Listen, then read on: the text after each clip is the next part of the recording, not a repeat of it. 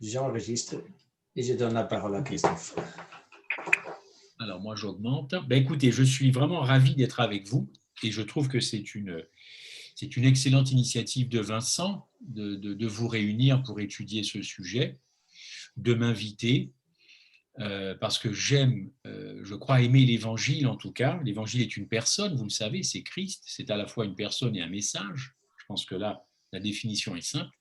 En tout cas, longue vie à vos études bibliques, à Vincent et à vous qui êtes là et à ceux qui vous rejoindront.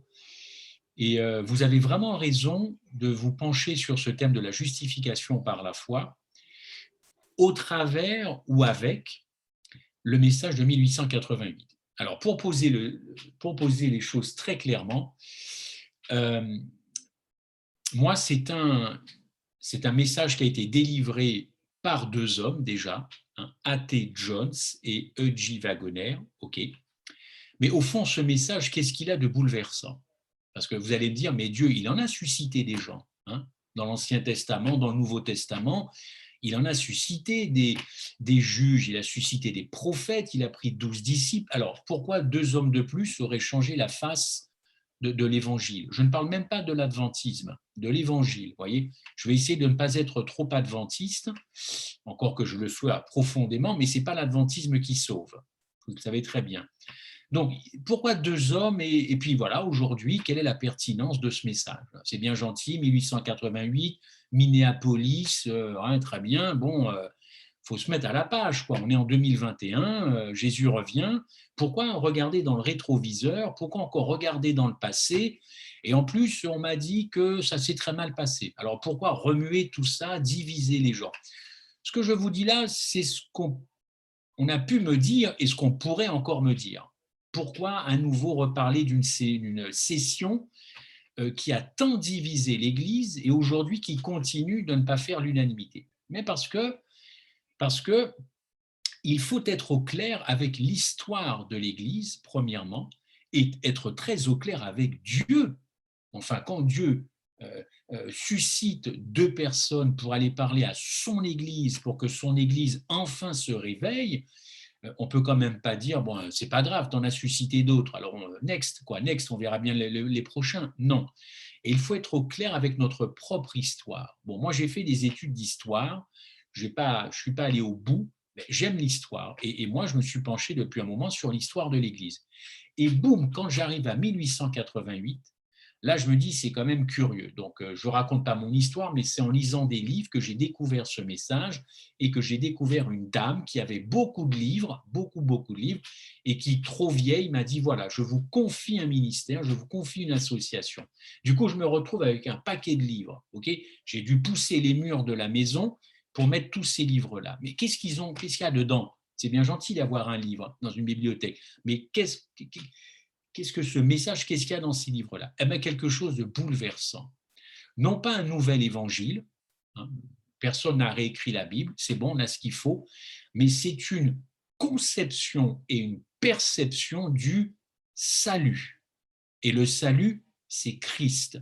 Ça, c'est une nouvelle perception, une nouvelle compréhension. C'est ça, en fin de compte, ce que Dieu a voulu susciter au travers d'un réveil de son Église. C'est un recentrage sur Jésus-Christ. C'est ça, 88.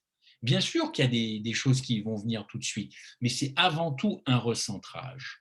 N'oubliez jamais que Jésus-Christ a dit à la première église en Apocalypse 2 ou 3, à l'église d'Éphèse, tu as perdu ton premier amour. Vous connaissez bien ce verset-là, tu as perdu ton premier amour. Okay, quand vous voyez les qualités que Dieu accorde à l'église d'Éphèse, je me dis, mince, finir comme ça, c'est pas top. Je connais tes œuvres, je sais que tu es courageux, je sais que tu fais ça pour moi, que tu endures tout un tas de trucs, mais ce que j'ai contre toi, c'est que tu as perdu ton premier amour. Je crois que c'est une phrase qui est terrible dans la Bible. Autrement dit, on doit être au clair avec sa conception de Dieu, on doit être au clair avec l'histoire qu'il a menée lui-même, et on doit être au clair que, au fond, est-ce qu'on ne passerait pas à côté de l'essentiel? Est-ce que, sans plomber la fin du sabbat, est-ce qu'on peut se poser la question, est-ce que on aime vraiment Dieu? Au fond, est-ce qu'on aime vraiment Dieu? Moi-même, je me pose cette question. Quand, je fais des choses bizarres, quand je pense à des choses bizarres, quand je suis un peu agacé, je me dis, mais est-ce que j'aime vraiment Dieu d'être dans ces réactions-là? Quand il le dit à l'église d'Éphèse, c'est pas évident. Et si vous lisez la lettre aux 7 églises et que vous arrivez à nous, Laodicée, alors là, le constat est pas top. Alors évidemment, il nous conseille d'acheter du collier, tout ça, parce que quand Dieu pose un jugement, il ouvre une porte. Il ne plante pas les gens comme ça. Il propose un remède. Mais Laodicée, c'est quand même quelque chose. C'est pire que tout. C'est pire que les autres églises. Je connais tes œuvres. Bon, tu n'es ni chaud ni tiède. Bref, j'ai envie de te vomir. Bon, ok, c'est pas le verbe vomir, c'est je suis sur le point. Hein, donc Dieu ne vomit pas, mais enfin, on lui donne la nausée. Donc, j'ai envie de vous dire que sur un plan historique, je vous raconte ça, mais si Dieu choisit en 1888 de ressaisir son Église, mais ce n'est pas pour sauver que les adventistes, c'est pour que les adventistes fassent découvrir, mais qui est enfin Jésus-Christ et le salut. Son alliance, non pas avec les adventistes ou les chrétiens, mais son alliance depuis Éden, depuis Adam, avec la race humaine. Pourquoi je vous dis ça? Dieu a largement béni tout un tas de religions. Bon, et puis nous arrivons à la fin. Et nous pensons que nous sommes suscités par Dieu pour dire les choses au monde, le fameux message du troisième ange. Très bien, chaque dénomination, à chaque époque, a eu sa mission. Nous en avons une. Je crois que l'orgueil nous a fait gonfler nos chevilles et il faudrait qu'on passe dans une station essence pour se faire dégonfler un petit peu tout, la tête et les chevilles. Parce qu'on s'est enorgueilli de tout cela. On s'est enorgueilli et Dieu l'a vu. Et je ne suis pas très bon en mathématiques, mais entre 1844 et 1888, il n'y a que 44 ans de différence. Vous savez très bien ce qui s'est passé en 1844, hein, selon la prophétie de Daniel 2. Christ, je schématise, hein, Vincent, tu rattraperas auprès de tes étudiants, il quitte un endroit, le lieu saint, pour un autre endroit. Donc il a fait quelque chose dans le lieu saint, et maintenant il passe à autre chose en 44. Ok, il passe à un autre ministère. Voilà, il change un peu le travail. Eh bien, 1844, c'est une date fondamentale pour nous, nous adventistes. Ce n'est pas une date adventiste, c'est une date biblique. Moi, c'est ce que j'arrête pas de dire aux gens.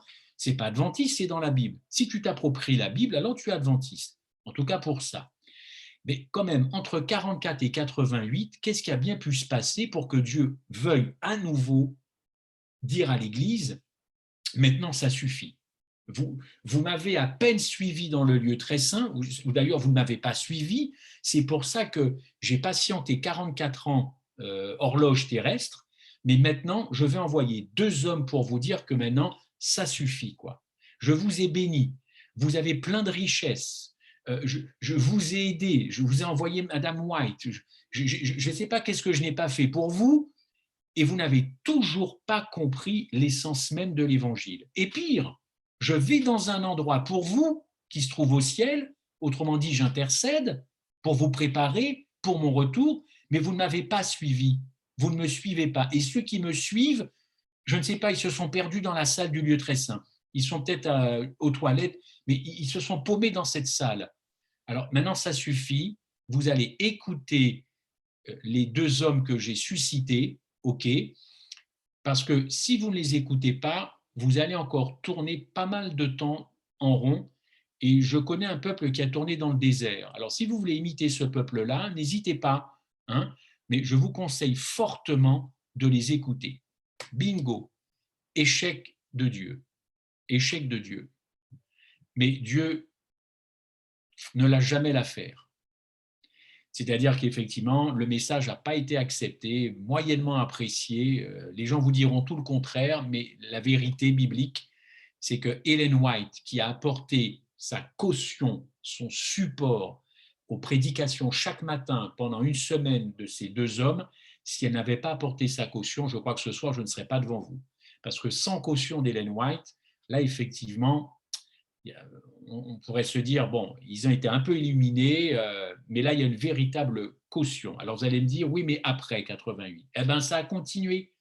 parce qu'elle est partie avec ces deux hommes dans tout un temps de camp-meeting, parce que vous savez, aux États-Unis, les camp-meetings, ça marchait à fond.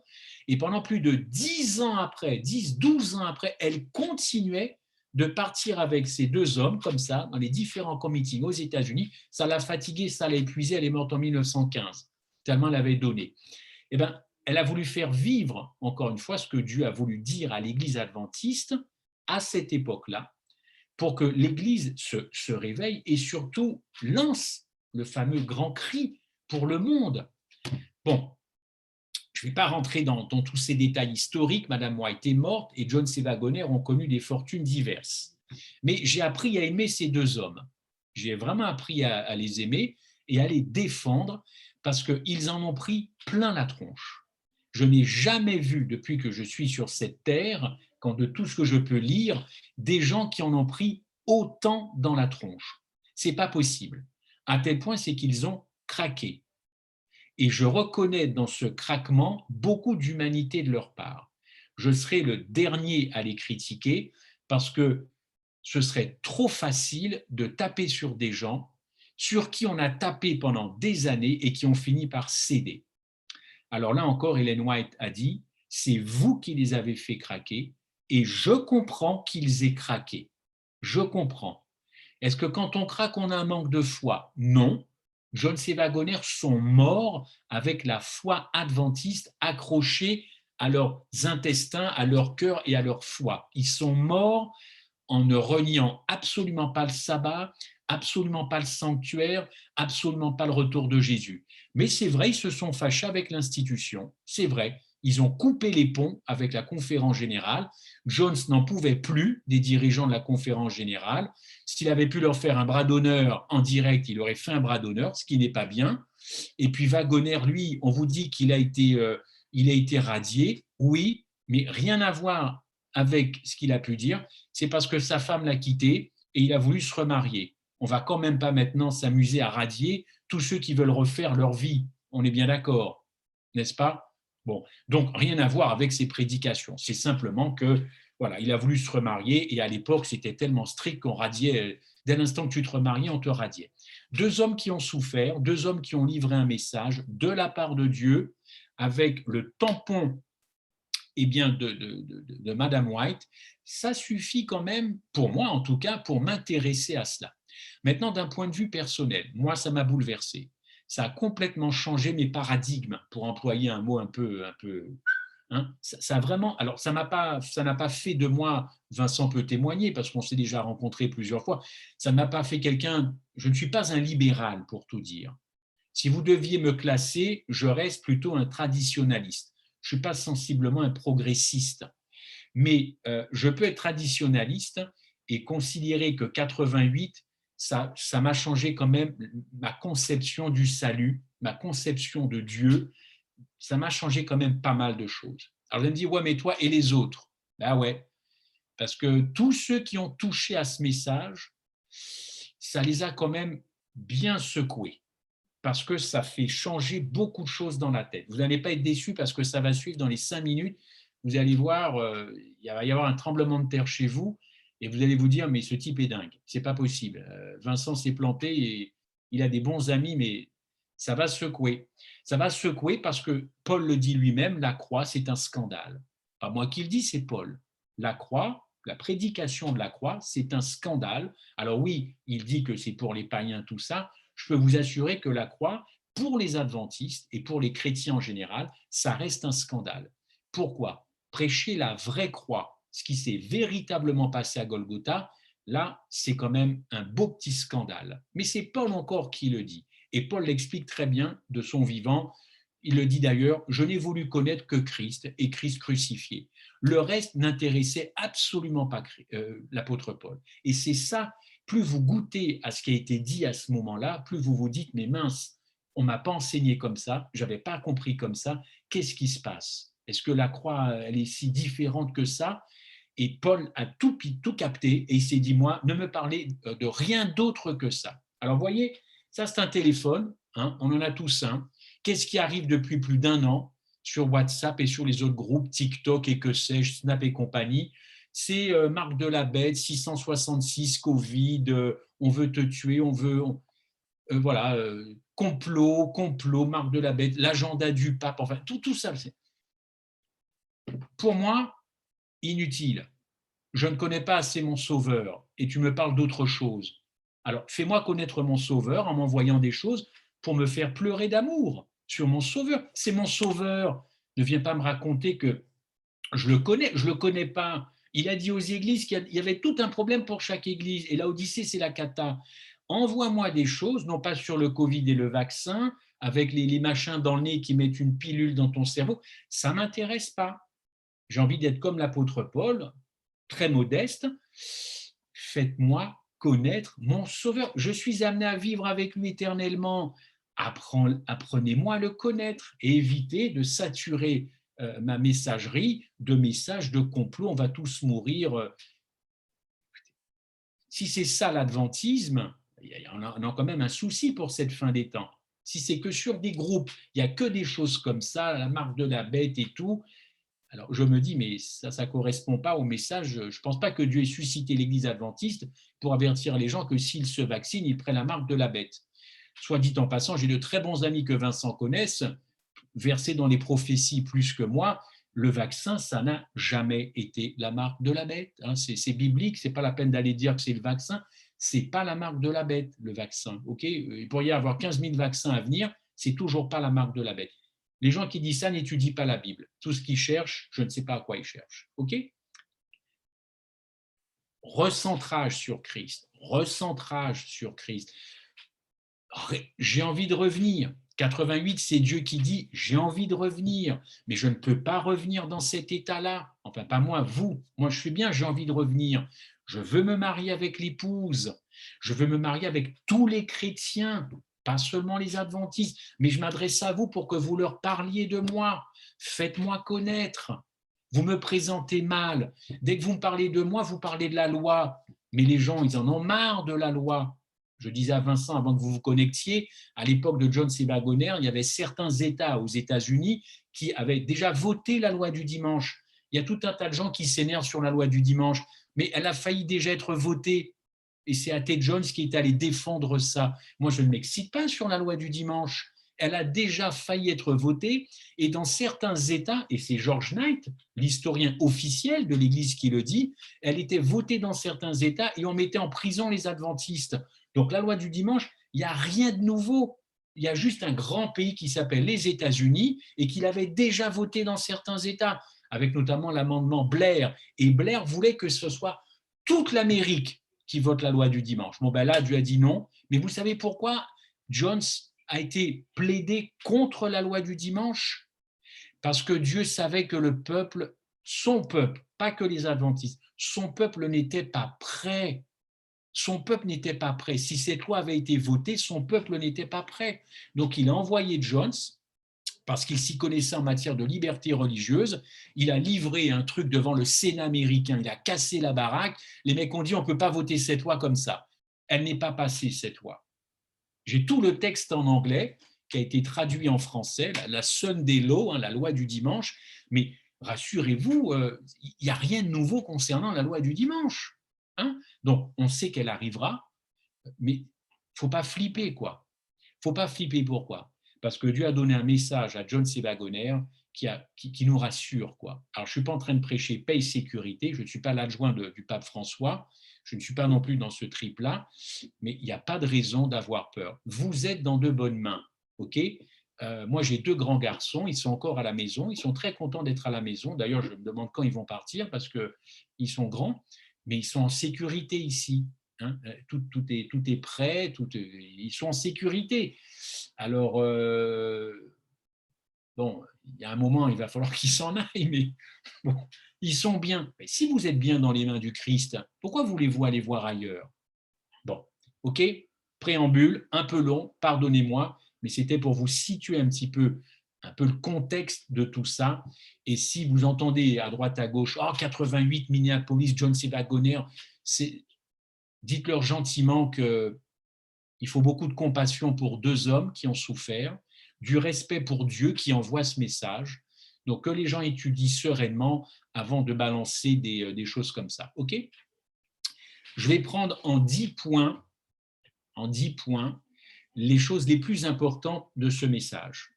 Si on a le temps, vous aurez la parole, et puis quitte peut-être dans un autre rendez-vous à ce que je fouille des points plus particulièrement. Mais pour vous donner déjà le goût de ce message, je dresse un tableau en 10 points. Prenez des notes et puis passez par Vincent si vous voulez en savoir plus, il reviendra vers moi. Je pourrais même vous envoyer, d'ailleurs c'est ce que j'ai l'intention de faire, je ne l'avais pas dit à Vincent, mais je pense pendant que je parle, je vous enverrai effectivement de la documentation, la Sentinelle vous les offrira, parce que moi je vais vous faire une confession. Moi à votre âge, je n'étais pas un samedi sur Zoom à chercher à connaître les choses. Pas du tout. Alors franchement, je remercie le Saint-Esprit et je vous applaudis, parce qu'encore une fois, je n'étais pas à votre place à votre âge, j'étais dans le monde, et je me foutais royalement de l'Évangile. Alors moi, parler à des jeunes, ça me touche vraiment beaucoup, parce que je crois que les adultes, c'est des bouchers, ils ne comprennent plus rien. Donc maintenant, il faut parler aux jeunes, parce que vous comprenez mieux, et puis, je ne sais pas, on peut discuter.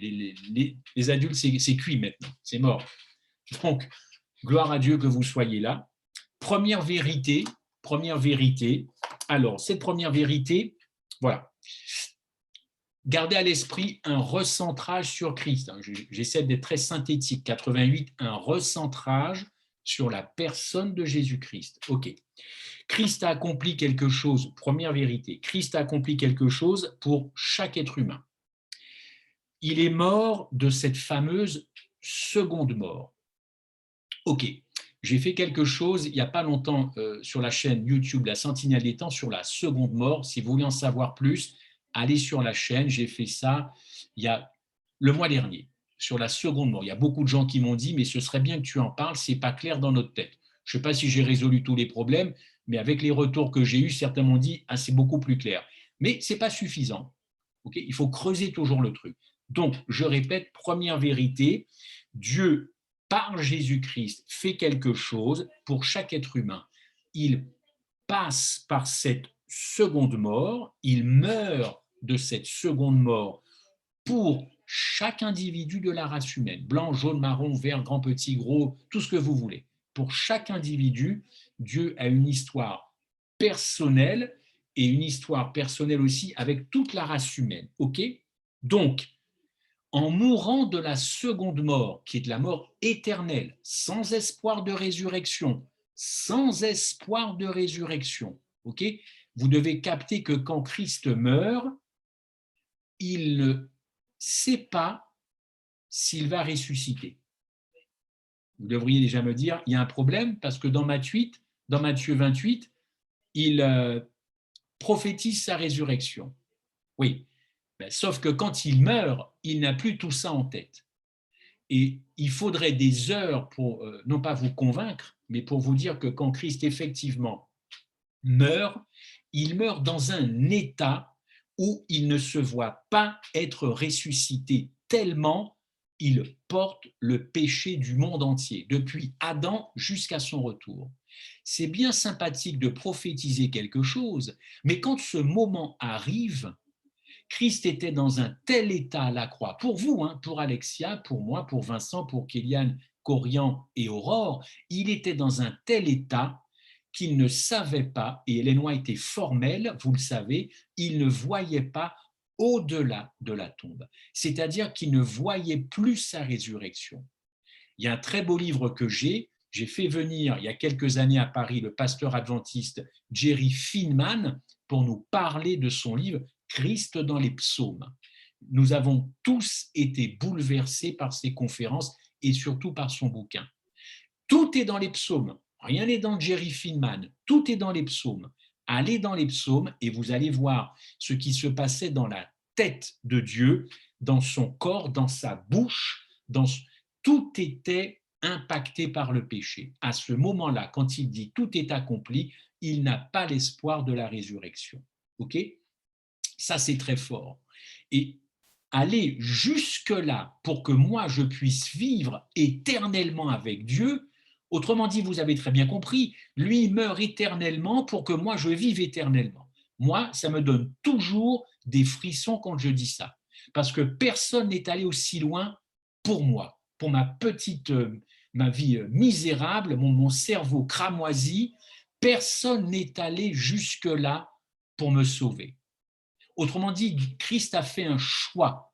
Lui, il meurt pour que toi, tu vives avec son Père. C'est ça la seconde mort. Je passe, vous irez voir la vidéo si vous voulez. Autrement dit, vous l'avez compris, s'il est mort pour chaque homme, mais chaque homme est sauvé. Chaque homme est sauvé. Le monde est sauvé. Le monde entier. Le monde, à la fois la planisphère, la Terre, quoi, mais tous les terriens qui vivent sur ce globe. Tous sauvés. Pas que les croyants. Tous sauvés. Et là, Jones, chaque matin, il mettait une caisse là-dessus parce qu'il avait en face de lui des gens. Vous savez, l'adventisme, ça vient de plusieurs religions. Hein. Ça vient des baptistes, ça vient de la Christian Connection, c'est un puzzle protestant qui a donné l'adventisme. Donc, chacun venait avec son background, avec son histoire. Madame White, avant, elle ne faisait pas le sabbat du vendredi soir au samedi soir. Elle faisait le sabbat uniquement le sabbat. Il ne commençait pas au coucher du soleil. Madame White ne cachait pas, elle mangeait de la viande avant. Parce que tout le monde venait avec sa propre religion. Et tout ça, ça a donné l'adventisme. Donc l'adventisme, c'est quelque chose qui est en marche. Et là, quand Jones dit ça, ce que je vous dis, il y a des gens qui se disent, mais tu débloques, mon ami, il n'y a que les croyants qui seront sauvés. Non, Christ a sauvé le monde entier. Et en appréciant ce que le Christ a accompli par son sacrifice, eh bien, je peux vous assurer que les Laodicéens dont je parlais tout à l'heure, c'est fini, ils ne seront plus tièdes. Rien qu'avec cette petite vérité, vous commencez déjà à bouillir. Bouillir d'amour, je l'espère, ou en tout cas bouillir de reconnaissance. Moi, je sais que ma femme est capable de faire plein de choses pour moi. Je le sais. Est-ce qu'elle irait jusqu'à mourir pour moi? C'est des questions qu'on n'ose peut-être pas poser à son épouse ou à son mari, mais je pense que ça vaut le coup quand même d'y réfléchir, hein, sans faire de… Mais aller jusqu'à mourir pour que moi je vive, c'est le sacrifice ultime. Christ l'a réalisé. Il y a beaucoup de versets. Vous avez Hébreux qui parle énormément de la seconde mort. Je vais les lire pour vous rapidement, mais je vous assure, je ferai passer par Vincent les versets bibliques. Quand Christ est mort pour tous, il a goûté la mort pour chacun. 2 Corinthiens 5, 14. 2 Corinthiens 5, 14, Hébreux 2, 9. OK? Hébreux 2, 9. Ce ne pouvait être que la seconde mort qu'il a goûtée, parce que nous appelons la première mort le sommeil. On est bien d'accord. Il y a 2 morts dans la Bible, grosso modo. OK? Et ce sommeil, cette première mort, tout le monde l'expérimente. Mais je passe parce qu'il faut que vous alliez effectivement sur cette vidéo et vous verrez plusieurs choses. Lors du baptême de Jésus-Christ, le Père a accepté quoi? Il a accepté toute la race humaine. En qui il a accepté toute la race humaine? Eh bien, en son Fils Jésus-Christ, car toute la race humaine était en Adam. C'est la très belle doctrine des 2 Adams. Doctrine que j'ai déjà prêchée, il n'y a pas que moi, doctrine qui ne passe pas bien dans les églises, qui n'est pas très bien compris. On comprend, nous occidentaux, on ne comprend pas qu'il y ait une personne dans une personne. Quand une maman accouche, ça va, mais ça dure 9 mois, hein, grosso modo. Mais en Adam, il y avait toute la race humaine, il y a des versets pour ça. Quand Dieu crée Adam, il ne crée pas simplement un individu, il crée toute une descendance et toute une race humaine. D'ailleurs, à l'origine hébraïque, c'est de dire que quand Dieu souffle dans les narines d'Adam un souffle de vie, l'origine hébraïque, c'est un souffle des vies. Ils ont oublié de mettre le S en français, des vies. Bon, quand Adam plante la race humaine avec sa transgression, il faut bien rattraper cet échec de Dieu, car Dieu a été mis en échec par son premier couple. Eh bien, Jésus-Christ est venu rattraper tout cela en prenant toute la race humaine en lui. Et regardez combien de fois l'apôtre Paul dit en Christ dans ses écrits, en Christ, en le bien-aimé. Eh bien, ce que Christ a réalisé pour la race humaine, eh bien, c'est ce que Adam a perdu, a planté la race humaine. Christ a relevé toute la race humaine. Donc, toute la race humaine était en Christ quand Christ était à Golgotha. Donc, quand Christ ressuscite, toute la race humaine ressuscite. Ce que je vous dis là, je le répète, nous, occidentaux, européens, nous avons du mal à le comprendre. Mais si vous allez en Orient, ils n'ont aucun problème pour comprendre ce que je viens de vous dire. C'est dommage, on devrait tous comprendre la même chose. Non, la culture fait qu'on ne comprend pas tous. Mais en Orient, ils n'ont pas de problème avec ça. J'ai des témoignages là-dessus. Il y a un pasteur qui est vivant aux États-Unis, Jack Sequeira. Il a vécu longtemps dans les pays africains, dans les pays aussi pas tout ce qui est Liban, tout ça, mais en Orient, il n'y a pas de problème de compréhension. Mais nous, on a du mal à se dire comment je peux être. D'ailleurs, même Nicodème n'a rien compris. Quand Jésus lui a dit il faut que tu naisses de nouveau, Nicodème s'est dit mais je ne peux quand même pas rentrer à nouveau dans le ventre de ma mère. Donc vous voyez, des fois, c'est difficile. Il faut accepter des choses par la foi qu'on ne comprend pas toujours. Mais là, pour le coup, la doctrine des deux Adams, c'est très simple. OK ? Je poursuis. Donc, lors du baptême de Jésus-Christ, le Père a accepté toute la race humaine, c'est Matthieu 3, verset 17. Donc, il devient le sauveur de tous les hommes. Ce mot-là, c'est Jean 4, 12. Il ne faut pas avoir peur. Sauveur du monde, sauveur de tous les hommes. Ça ne veut pas dire que tout le monde ira au ciel. Ça ne veut pas dire que c'est de la grâce à bon marché, mais Dieu sauve qui il veut. Et il aime l'homme, il aime la race humaine, il a sauvé la race humaine, il a sauvé les plus grands dictateurs, les plus grands barbares, les plus grands pédophiles, il a sauvé les nazis, il a sauvé tout le monde. Parce qu'il aime. On ne peut quand même pas lui reprocher d'aimer, même les pires criminels du monde, on ne peut quand même pas reprocher. Dieu est amour.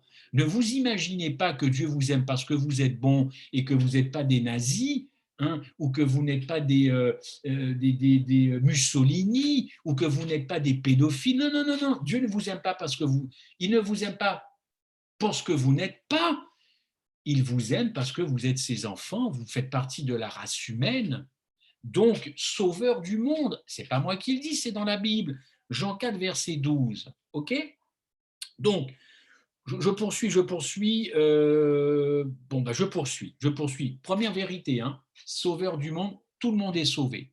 Donc, si vous allez voir quelqu'un, un bouddhiste, un musulman, et que tu lui dis tu es sauvé, bibliquement, vous avez le droit de le dire. Il est sauvé. Encore faut-il qu'il le sache. Et il y a une façon de présenter tout cela. Mais tout le monde est sauvé. Tout le monde est sauvé, ce n'est pas un problème. Mais attendez, n'allez pas me faire dire ce que je n'ai pas dit. Attendez la suite aussi. Hein. OK, bon, très bien. Deuxième particularité de 88. Par la croix élevée et son ministère permanent au ciel maintenant, dans le lieu très saint dont on parlait, Christ attire tous les hommes à lui. Il les attire à la repentance. Donc, j'attire tout le monde. D'ailleurs, il le dit dans la Bible, quand je serai élevé, j'attirerai tout le monde à moi, à la repentance. On est bien d'accord. Vous allez me dire, mais c'est quand même pas la méga particularité, parce que ça, c'est prêché tous les samedis, ça, quel que soit le pays. Sauf que son amour plein de grâce est si fort et si persistant que le pécheur doit y résister pour être perdu. Et je pèse mes mots. Moi, je suis un professeur de journalisme. Je fais très attention avec mes étudiants, avec les mots que j'emploie, et je leur dis à l'écrit, puisque je suis prof de presse écrite, faites attention aux mots que vous employez. Les écrits restent, les paroles s'envolent, mais les écrits restent. Vous le savez. Je répète, son amour plein de grâce, alors ça, tout le monde est d'accord, c'est prêché partout ça, son amour plein de grâce est si fort et si persistant, alléluia, alléluia, oui, sauf que le pécheur, pour être perdu, et je pèse mes mots, doit résister. Je n'emploie pas le mot accepter. Je n'aime pas ce mot et il n'est pas dans la Bible. OK ? Même s'il était employé par Madame White, pour autant, elle a compris, elle a employé ce mot, mais elle ne lui a pas donné la consistance que nous lui donnons aujourd'hui. Accepter, gardez ça dans un coin de votre cerveau, moi je parle de résistance. Vous savez tous ce que c'est que la résistance, ok? Résistance. Autrement dit, pour être perdu à la fin, car il y en aura, malheureusement, il va falloir toute sa vie sacrément résister à Christ. L'évangile, c'est une affaire de résistance, ce n'est pas une affaire d'acceptation. Et c'est là qu'à partir de là, les choses commencent un peu à chauffer chez certains adventistes, parce que là, on aime bien le mot accepter et on aime bien le mot offre, sous prétexte que le salut serait une offre. Gardez ces mots-là, on y reviendra. Toute la vie et le bonheur dont le monde jouit, c'est le résultat, vous êtes d'accord avec moi, du sacrifice de Jésus-Christ. Tout le monde, hein. D'ailleurs, Madame White a dit, chaque miche de pain, vous connaissez cette citation, chaque miche de pain porte la marque, pas moi qui le dis, c'est Madame White, chaque miche de pain est estampillée de la croix. Jean 6, 32, version Jésus-Christ, page 660. Dès que vous mangez du pain, qu'il soit bio ou pas bio, ça vient de la grâce de Jésus-Christ. Même d'ailleurs, tout ce qui n'est pas bio, c'est quand même marqué par le sceau de Dieu. Ça, c'est merveilleux, hein. Comme ça nous déculpabilise si on ne mange pas bio. Comme ça, c'est réglé. Bon, boum. Cette vérité sur l'endettement total à son égard, c'est la base de toute véritable expérience chrétienne. Qu'est-ce que je dis par là? Eh bien, vous et moi, nous serons toujours redevables du sacrifice de Jésus-Christ. Nous serons toujours redevables de cet amour-là. Je crois même que même au ciel, quand on verra Christ, on se dira, mais franchement, qu'est-ce que tu n'as pas fait pour moi? Qu'est-ce que tu n'as pas fait? Et peut-être que naîtra, je n'en sais rien, pardon Seigneur, peut-être que naîtra encore ce sentiment d'être redevable. Mais je crois que ça fait du bien de se dire qu'on est redevable de tout ce qu'a fait Jésus-Christ. Pourquoi? Si vous vous dites ça tous les jours, le matin, le soir avant d'aller vous coucher, aux toilettes quand vous faites pipi ou pendant que vous mangez, je suis redevable de l'amour de Jésus-Christ, je suis redevable, eh bien, vous n'allez pas avoir d'orgueil et vous n'aurez pas besoin d'aller dans une station essence vous faire dégonfler les chevilles. Parce que quand on est redevable, on n'est pas orgueilleux. C'est quand on commence à se dire Dieu a fait le taf, il a fait le boulot, moi je vais faire ma part. Voilà un mot que je n'aime pas. Moi, je vais faire ma part. Ah, je vais faire ma part. C'est-à-dire que je vais quand même contribuer à quelque chose dans tout cela. Eh bien, voilà, c'est à ce moment-là que vous pouvez commencer à avoir des chevilles qui gonflent. Et moi, on en connaît tous, hein, des chrétiens qui ont des chevilles qui gonflent. Parce qu'ils s'approprient ou ils s'octroient des choses. Et inconsciemment, ça s'appelle des mérites. Hein. Et je vous signale que Luther a fortement lutté contre ça, vous le savez très bien. Mais la frontière entre j'ai fait quelque chose pour Jésus et dans le fond de ton cerveau, je suis quand même un peu méritant, trouvez-moi la frontière. Hein. Elle est aussi fine que la frontière France-Belgique. Vous voyez ce que je veux dire? Donc, moi, les gens qui me disent moi, je n'ai pas de mérite, je commence déjà par me dire tu vois, déjà, tu es en train de dire que tu en as, parce que tu dis le contraire. Donc, on est redevable à 100%. Ça, quand vous avez ça dans le cœur, vous vous dites Seigneur, quand même, je suis en train de vous faire apprécier ce que Christ a fait. Hein. Après, vous verrez. Mais moi, 88, c'est une affaire d'appréciation du salut. OK? Donc, nous sommes endettés. Si Christ n'était pas mort pour le monde, vous le saviez, nous aurions tous péri.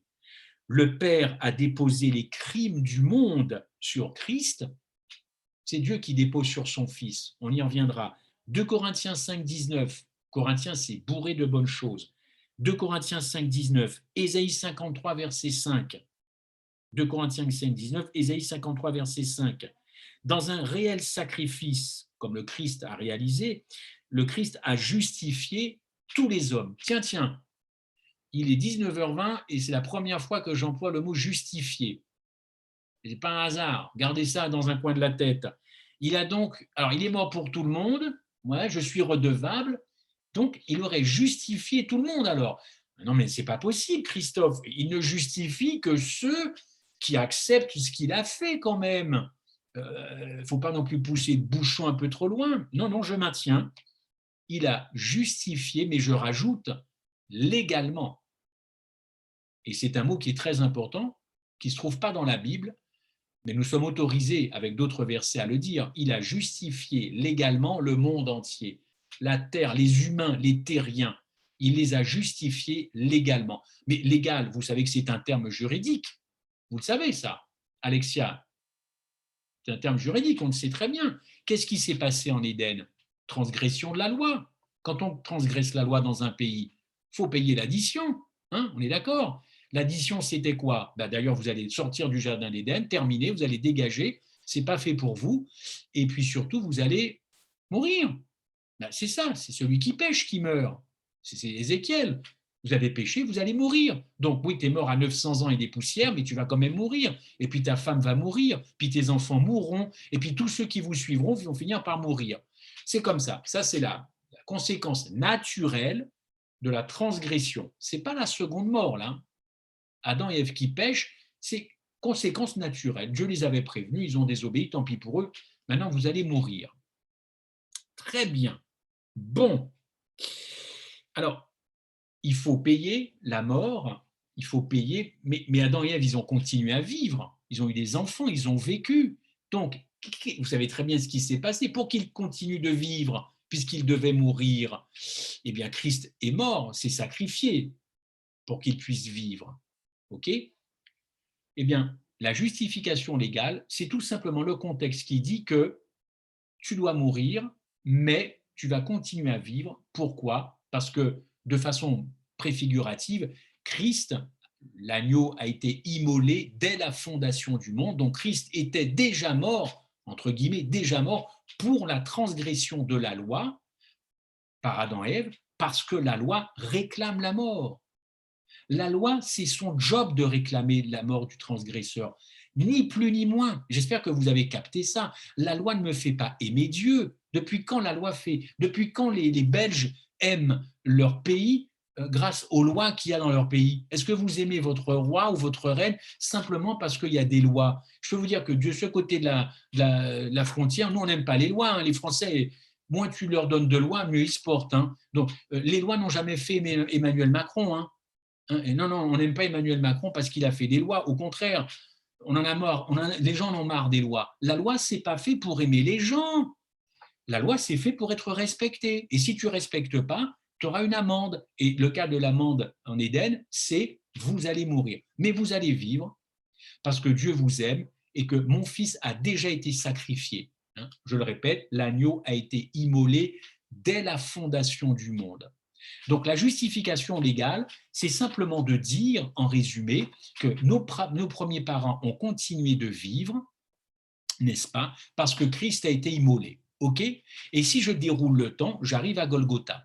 Là, Jésus arrive, 33 ans de ministère, 33 ans et demi, 30, oui, il arrive à 30 ans, et puis il finit à Golgotha, à côté de Jérusalem. Donc, puisque toute l'humanité est en lui et que cette humanité était perdue, et comme Dieu est amour, il a voulu redonner une chance à cette humanité. Donc, quand il ressuscite, je l'ai dit tout à l'heure, toute la race humaine ressuscite, et c'est là que toute la race humaine est légalement justifiée. Je dis bien légalement justifiée, parce que Christ a payé la dette, le montant de la transgression d'Adam et Ève. Vous comprenez? Nous étions en Adam, maintenant nous sommes en Christ, parce que nous avons reçu ce don, et j'espère que nous apprécions ce don, et donc nous vivons. Mais si Christ n'était pas mort sur une croix, il n'y aurait jamais eu de Zoom ce soir. C'est impossible. Donc il a bien fallu que Christ fasse quelque chose pour que la race humaine vive. Il avait quand même un peu commencé à faire avec Adam, puisque nos premiers parents ont vécu, ils ont eu des enfants, je vous l'ai dit, très bien, leur descendance aussi, mais le péché était tellement immense que Christ est venu racheter cette race humaine. Donc la justification légale, c'est juste de dire la dette a été payée par Jésus-Christ, point. La dette a été payée par Jésus-Christ, mais pas que pour les chrétiens, pas que pour les adventistes, pour la race humaine. Justification légale. Donc, je vous dis franchement, ce soir, si vous faites une bêtise avec moi, si on pêche là tous les 7, Eh bien, Dieu va regarder, vous pensez que Dieu va regarder Vincent pour lui dire, ben dis donc, franchement, Vincent, avec toutes les années d'adventisme qu'il a, comment il a osé faire ça? Non, non. Voilà pourquoi j'ai été rassuré par 88, parce que je n'avais pas vu ça dans l'Évangile. Dieu regarde Jésus-Christ, et Jésus-Christ fait ça. J'ai payé pour Vincent, j'ai payé pour Alexia, ce qu'elle a fait ce soir, j'ai payé pour Christophe et sa mauvaise pensée ce soir. C'est tout. Dieu ne regarde que Jésus-Christ. Il ne nous regarde pas. Il ne nous regarde pas. C'est Christ qu'il regarde, parce que Christ a pris nos péchés. Alors, je ne dis pas qu'il faut jouer avec ça jusqu'à son retour. Hein. Je ne suis pas en train de vous pousser au péché en disant à chaque fois Jésus va faire ça. Je suis juste en train de vous dire que Jésus fera tout le temps ça. Tout le temps ça. Parce qu'il a tout pris sur lui. Que vous le laissiez tomber, ce sera votre problème. Mais à chaque fois, il se présentera devant Dieu, son Père, et il dira « J'ai payé pour Christophe, pour Corian, pour Kélian et pour Aurore. Donc c'est à moi que tu as affaire. C'est moi qui suis allé sur le bois, ok, avec ton accord et par amour pour nous deux, pour la race humaine. » Donc, qu'est-ce que je suis en train de vous dire? Est-ce que je suis en train de vous dire arrêtez de culpabiliser? Eh bien, ouais, justement. Je suis justement en train de vous dire d'arrêter de culpabiliser, mais surtout, l'autre face, c'est vous dire, c'est que quand vous aimez quelqu'un, ben vous ne faites pas de bêtises. Voilà. Quand vous aimez vraiment quelqu'un, vous l'entourez, vous la cajolez, vous lui faites des câlins, vous l'embrassez, vous lui faites des poupouilles sur le cheveu comme ça, comme sur Vincent, comme ça, il n'a pas beaucoup de cheveux comme moi, des petites poupouilles comme ça, ou alors les cheveux d'Alexia, c'est plus sympa, c'est plus long, donc il n'y a pas de souci. Mais on n'a pas envie de faire du mal et de pécher contre les gens qu'on aime. Si on pêche contre quelqu'un qu'on aime, c'est qu'on n'a pas encore apprécié l'amour qu'il nous donne lui qu'il nous donne. C'est ça. Donc, les adventistes ou les chrétiens qui passent leur temps à culpabiliser, c'est qu'ils ont un problème moral, ils ont un problème de cœur. Il faut les opérer. Il faut peut-être une opération, il faut changer le cœur, je ne sais pas, mettre un nouveau cœur. Moi, le mien a failli arrêter il y a 4 mois exactement. J'ai failli mourir il y a 4 mois hier, tout simplement. Donc, je peux vous dire que maintenant, quand le jour arrive le matin, c'est merveilleux de vivre une journée, c'est merveilleux. Hein, je ne suis pas devenu philosophe. Je suis juste devenu très admiratif de ce que Christ a fait parce que le 9 décembre, j'ai été opéré du cœur et j'aurais pu mourir. J'ai fait ce qu'on appelle un infarctus. Voilà. Donc, si je suis vivant, je suis très heureux d'être avec vous.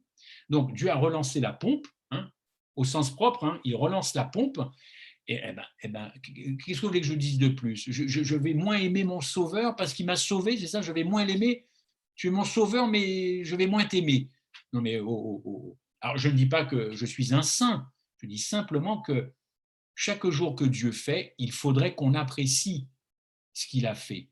C'est le minimum, quoi. Nous, les humains, nous aimons bien quand on vient nous dire « tu as bien fait ça »,« ouais, tu es courageux, tu es persévérant », ouais, ça fait plaisir, oui ou non? Alors Dieu, il ne faudrait pas qu'il rentre dans ce schéma-là. On n'a pas besoin de lui dire merci et on n'a pas besoin d'apprécier tous les jours ce qu'il a fait. Non! Si Dieu est amour, il a besoin aussi d'être aimé. Franchement, l'évangile, c'est une affaire de relation. Moi, je connais Vincent, Vincent vous connaît, je connais un petit peu Kélian, Corien. C'est une affaire de relation, l'évangile. C'est une famille, l'évangile. La Trinité, c'est une famille. C'est pour ça que Dieu a voulu créer une famille. Au ciel, c'est déjà une famille. Donc, il a voulu créer une famille. Donc, les gens qui vous disent quitter l'Église comme ça, c'est qu'ils n'ont rien compris, c'est qu'ils n'aiment pas les familles, quoi. Ça, c'est entre parenthèses. OK? Particularité, puisqu'il a payé le prix pour tous nos péchés, la seule raison pour qu'une personne soit perdue, c'est le refus de croire, le refus d'apprécier le don qui lui a déjà été donné en Jésus-Christ à Golgotha. Je ne parle pas d'acceptation ni d'offre. Troisième particularité, je sens que je vais être un peu à la bourre, mais bon, si on doit se revoir, troisième particularité, c'est la conséquence de ce que je viens de vous dire. Et cette phrase-là, je sais que j'ai beaucoup d'amis qui ne l'aiment pas. J'essaie toujours de l'expliquer, et pourtant ce sont de bons amis, mais ils n'aiment pas cette phrase-là. Il est plus facile d'être sauvé, plutôt il est très facile d'être sauvé, et c'est extrêmement difficile d'être perdu. Moi, cette phrase, elle m'a bouleversé. Vous savez pourquoi? On m'a toujours enseigné le contraire. On m'a toujours enseigné que c'était extrêmement difficile d'être sauvé et très facile d'être perdu. L'évangile, c'est tout le contraire. Et je vais vous dire pourquoi. Si c'est extrêmement difficile d'être sauvé et très facile d'être perdu, alors je vous pose la question, est-ce que la bonne nouvelle de l'évangile, c'est véritablement une bonne nouvelle? Si c'est difficile d'être sauvé, elle est où la bonne nouvelle? C'est quoi la bonne nouvelle? Mais tu m'annonces une cata, tu m'annonces pas une bonne nouvelle. Ça veut dire que je vais en baver pour être sauvé? C'est ça? Elle est où la bonne nouvelle? Arrêtons de prêcher la bonne nouvelle si on dit aux gens que c'est compliqué d'être sauvé et en revanche très facile d'être perdu. C'est tout le contraire. Et vous allez comprendre pourquoi, évidemment. Parce que c'est Dieu qui se charge d'aimer et c'est Dieu qui donne. Moi, je ne suis pas capable d'aimer comme il faut. Et qu'est-ce que j'ai à donner à Dieu puisque je viens de vous dire qu'on est redevable à 100%? Qu'est-ce que j'ai à lui offrir? Qu'est-ce que j'ai à lui donner? Je ne suis même pas capable de lui donner mon cœur. Je ne suis même pas capable, j'ai un cœur partagé.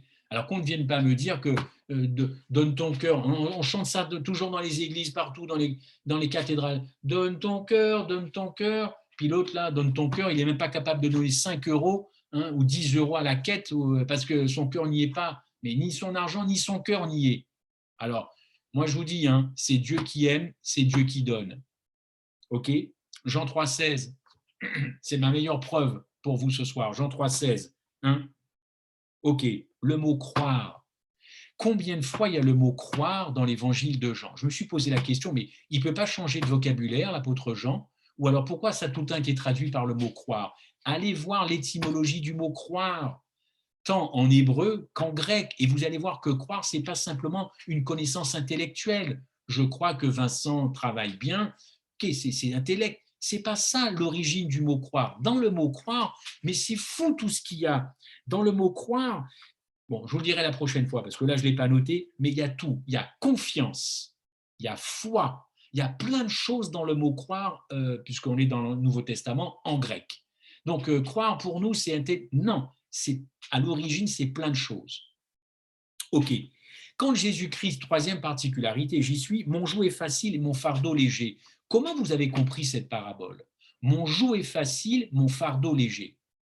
Ça correspond exactement à ce que je viens de vous dire. Il est extrêmement facile d'être sauvé et extrêmement difficile d'être perdu. Mais on a bourré le crâne depuis des décennies, des générations aux chrétiens, tout le contraire. C'est pour ça que c'est la galère. C'est pour ça qu'il y a des chrétiens, des adventistes qui craquent. Ils n'en peuvent plus parce qu'ils ne s'en sortent pas dans leur relation avec Dieu. On leur dit que c'est compliqué. Alors évidemment, ils ont impacté ça depuis des années et ils se disent, mais oui, c'est vrai, j'en peux plus. J'ai du mal à obéir à la loi, j'ai du mal à faire ça, la réforme sanitaire. Nous, on critique les Juifs parce qu'ils ont mis combien de lois? 900 lois sur le sabbat ou 700 lois? Mais nous, combien de lois on met sur la tête des adventistes alors? Mais c'est pour ça que depuis le Covid, c'est la désertion. C'est la désertion. Il y a des gens qu'on n'a pas vus depuis 1 an et demi, 2 ans. Ils sont où? Il n'y a pas de Covid dans l'église, mais ils ne viennent plus. Ils sont où ces gens-là? On leur a fait croire que la religion, c'était extrêmement compliqué. C'est curieux. Pourquoi Jésus-Christ dit tout le contraire? Ce n'est pas moi qui dis le contraire. Mon joug est facile, mon fardeau léger. Il va le répéter 3 fois ou 2 fois en Matthieu 11, acte 9. C'est facile je prends tout. Hein. C'est facile de croire en moi. Je prends tous tes problèmes. Mon joug est facile, mon joug est léger et mon fardeau léger. Quand il dit ensuite, bah oui, lisez Matthieu 11 et Acte 5. Bon, qu'est-ce que je peux encore vous dire? Et puis, l'amour de Dieu est actif. L'amour de Dieu n'est pas passif. Donc, si vous sentez que ça ne va pas, mais Dieu continue d'agir, c'est une puissance, c'est un principe, l'amour de Dieu. Ce n'est pas quelque chose, ce n'est pas un dépôt, on n'est pas au fils dépôt. On vient pas, Dieu n'est pas venu mettre un dépôt d'amour dans votre cœur, et puis il est parti se promener je ne sais où à Bruxelles, et il reviendra pouvoir sur le dépôt à Grossi. L'amour de Dieu, c'est passif, c'est tout le temps, 24 heures, même quand on dort, on est totalement inconscient, mais son Saint-Esprit continue d'agir. Ok? Je continue. Vous connaissez très bien cette expression, regimber contre les aiguillons. Si Vincent veut un jour taper la parole, taper la discute, rien que sur cette phrase. Regimber contre les aiguillons. Mais qu'est-ce qui est dit avant? Quand il dit à l'apôtre Paul, il te serait dur de regimber contre les aiguillons. Regimber contre les aiguillons, autrement dit, c'est résister à la conviction de la bonne nouvelle. Autrement dit, Dieu est en train de dire, mais c'est moi qui vais faire tout le boulot à ta place. La seule chose que je te demande, c'est la possibilité de rentrer dans ta vie. Mais il te serait dur de regimber. Pourquoi? Ça veut dire, Paul, tu es en train de morfler. Ça fait des années que tu résistes à ma voix. Ça fait des années que je t'ai dit de ne pas tuer des chrétiens. Qu'est-ce que tu as les pourchasser comme ça? Qu'est-ce qu'ils t'ont fait? Arrête de les pourchasser, écoute ma voix. Qu'est-ce qu'a fait l'apôtre Paul? Il a passé son temps à quoi? À résister à cet appel. Et il a fallu qu'il aille sur le chemin de Damas pour être fracassé. Il te serait dur de résister parce que je t'aime, parce que mon amour est actif, parce que mon Saint-Esprit t'interpelle. Écoute le fameux schéma Israël. Nous, adventistes, nous n'écoutons pas. Nous sommes tout le temps en train de faire ou dire aux gens d'obéir. Écoutons, c'est le grand principe de l'Ancien Testament. Schéma Israël, écoute. Mais nous n'écoutons pas. Nous faisons à notre sauce, toujours à notre sauce, pensant que nous avons raison. Mais le schéma Israël, c'est la même chose pour Paul. Écoute, bon, bref, vous avez compris. Quatrième particularité, Christ est le bon berger. Christ est le bon berger. Alors, rien de nouveau, hein. Là-dessus, vous allez me dire, bon, là tu es en train de te planter parce qu'il n'y a rien de nouveau sur 88. Christ a toujours été le bon berger. Oui, le bon berger qui va à la recherche de ses brebis. Le bon berger qui va à la recherche de ses brebis, n'est-ce pas? Qu'on les cherchait ou pas. Qu'on les cherchait ou pas. Dieu va à la recherche des gens qui ne le recherchent pas. Je répète, Dieu va à la recherche des gens qui ne veulent pas de lui. Dieu ne lâche pas l'affaire. Une mauvaise compréhension du caractère de Dieu nous amène à penser qu'il essaie de nous cacher sa présence ou quoi que ce soit. Dieu va à la recherche des gens, H24, de ceux qui ne veulent pas de lui. Il ne lâchera pas le morceau. Autrement dit, il n'existe pas dans la Bible une parabole où c'est la brebis qui va à la recherche de son berger. Je vois Alexia sourire, c'est qu'elle a compris. Moi, la parabole que j'ai, c'est le berger qui va à la recherche de sa brebis. Si vous me trouvez une Bible où c'est l'inverse, je fais tous mes livres gratuits pour vous. Ça n'existe pas. Donc, ni vous, ni moi, nous sommes allés à la recherche de Dieu. Ça m'a fracassé. J'ai toujours cru que c'était moi qui étais allé à la recherche de Dieu. Et j'ai une parabole que je lis, que j'ai tout le temps lu et que je ne comprends pas. C'est le berger qui va chercher la brebis égarée. Ce n'est pas la brebis qui cherche son berger. Et ça, qu'est-ce que ça fait? Ça dézingue l'orgueil. Boum! Ça pète et ça explose tout sentiment de mérite ou d'orgueil. Je ne suis jamais allé à la recherche de mon sauveur. C'est toujours lui qui a fait le travail. Wow, je me dis, mais ça c'est fort quand même. J'ai cru que je t'avais trouvé, c'est toi qui m'as trouvé. J'ai cru que je t'avais cherché, c'est toi qui m'as cherché. La parabole du berger qui va chercher la brebis. Extraordinaire. La fausse idée est-elle un commerçant? Le Seigneur nous regarderait avec indifférence? Écoutez-moi, si c'est la brebis qui va chercher ou l'individu qui cherche Dieu, ça voudrait dire que le Seigneur nous regarde avec indifférence jusqu'à ce que nous prenions l'initiative de le débusquer là où il était caché. Ben oui, c'est ça. Si c'est vous qui allez à la recherche de Dieu, ça veut dire que Dieu, il est où? Il est planqué? Il est caché où? Rechercher quelqu'un, c'est essayer de le trouver. Alors, il est où là? Il est chez moi, dans ma chambre, dans ta chambre, Kéliane? Trouvons-le, cherchons-le. Mais il n'est pas planqué. Il a toujours été à votre côté. Donc, ne renversons pas les paraboles, s'il vous plaît. Hein. La vérité, c'est qu'il nous cherche. Hein. Lisez le psaume 119, lisez Ézéchiel 34, psaume 119, verset 176. Je vous fais lire le psaume le plus long, tant pis pour vous, vous allez regretter. Psaume 119, verset 176. Bonjour la soirée. Hein. Ézéchiel 34, 16. Hein. Je vous dis au passage, il existe 2 verbes en hébreu qui sont traduits par chercher dans nos Bibles françaises. Hein. 2 verbes en hébreu qui veut dire chercher. La première signification signifie rechercher quelque chose qui est perdu ou difficile à trouver.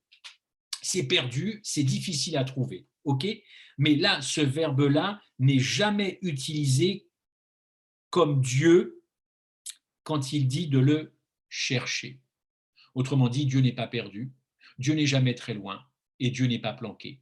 Donc ce verbe-là n'est pas utilisé quand il s'agit de Dieu et de nous, quand nous cherchons soi-disant, comme si Dieu était difficile à trouver ou qu'il se cachait. L'autre verbe signifie plutôt, écoutez un petit peu la sensibilité hébraïque, prêtez attention, consultez. Vous lirez 1 Samuel 28, verset 7 là-dessus. Oui, 1 Samuel 28, verset 7. Prêtez attention, consultez. OK ? Prêtez attention, consultez. D'ailleurs, on retrouve ça aussi dans la King James. OK. King James, ouais, la King James version en anglais. Oui, c'est ça, c'est anglais. Donc, c'est le verbe prêter attention. Il y a un verbe en français, vous le connaissez, c'est s'enquérir. S'enquérir de quelqu'un, c'est chercher à avoir des informations, chercher à rentrer en contact, en communication avec cette personne, s'inquiéter, éventuellement par extension, s'inquiéter de la personne. Eh bien, c'est le verbe s'enquérir dans ce verset qui est traduit dans Ésaïe 55 quand il est dit « chercher le Seigneur ». Autrement dit, et ce n'est pas du blablabla ce que je vous dis, quand on lit chercher le Seigneur, on se dit ben moi, j'ai cherché, j'ai trouvé, je vais aller témoigner samedi prochain à l'église.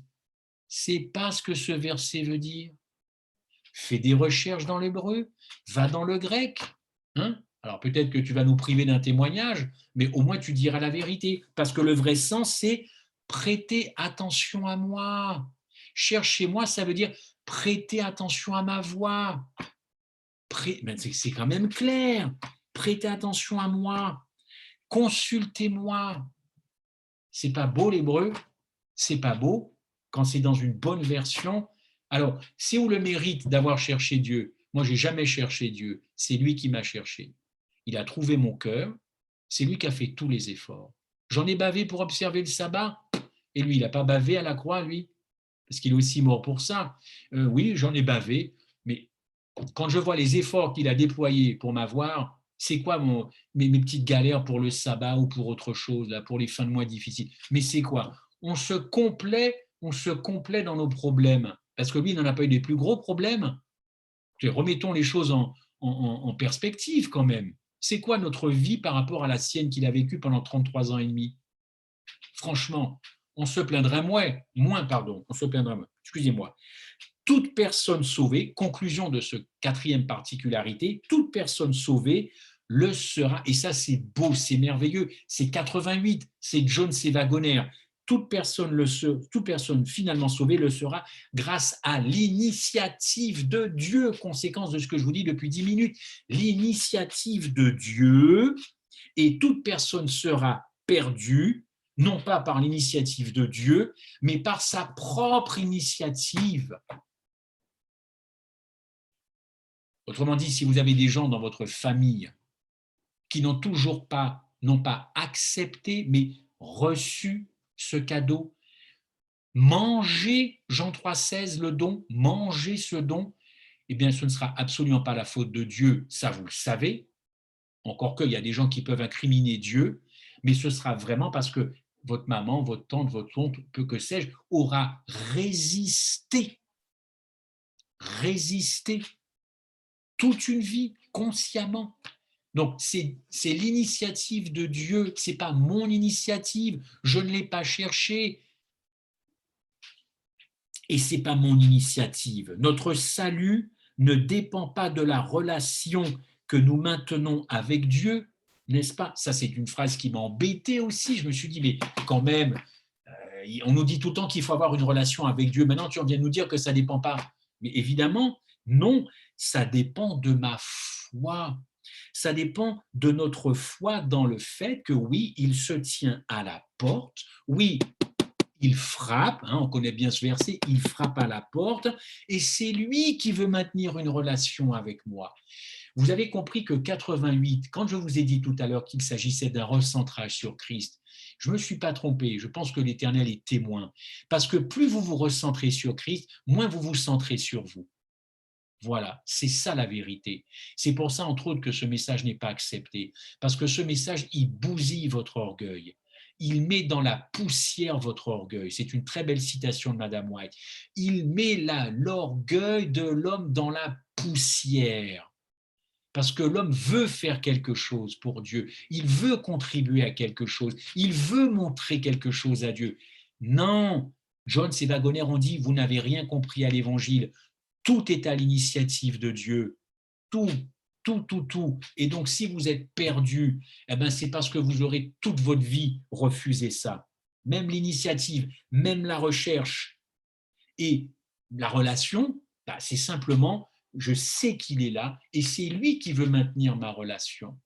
Donc, on est décentré avec ce message sur la justification. On est décentré parce que l'homme, le chrétien, il sait accaparer le plan du salut. Tout doit passer par lui. Ah, je suis sauvé, je suis sauvé, je suis sauvé, et les autres, tant pis. L'essentiel, j'ai sauvé ma peau.